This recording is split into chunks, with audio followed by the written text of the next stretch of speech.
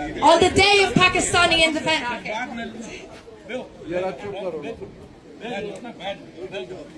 So today is the day of Pakistani independence, but this is a day soaked in blood. It is a crime of British imperialism.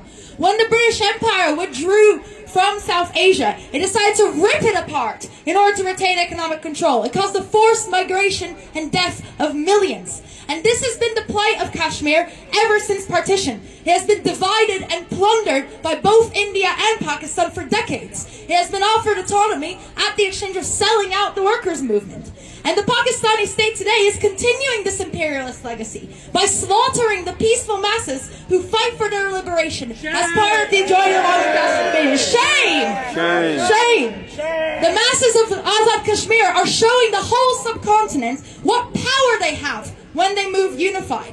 These people are fighting and dying because they want to be free, because they want a struggle for liberation.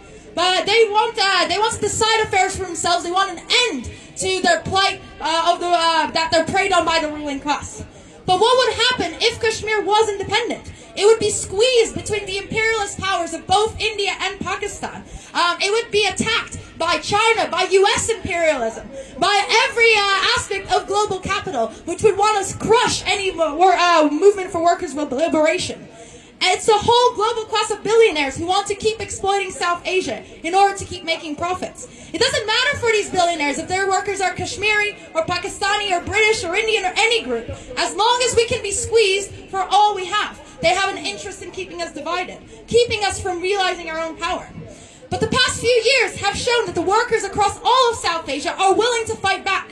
From Bangladesh to Nepal to Sri Lanka to the Cockroach Janta Party and the Kashmiri movement now, it is all an expression of the same anger, the same power of workers rising up. South Asia has the highest population of any region in the world. A popular working class which if united, a powerful working class which if united could achieve anything they set their minds to. So for the masses of Kashmir, their only ally is the working class across the world and in South Asia in particular. And the key question of this workers' movement should be the overcoming of ethnic and national oppression.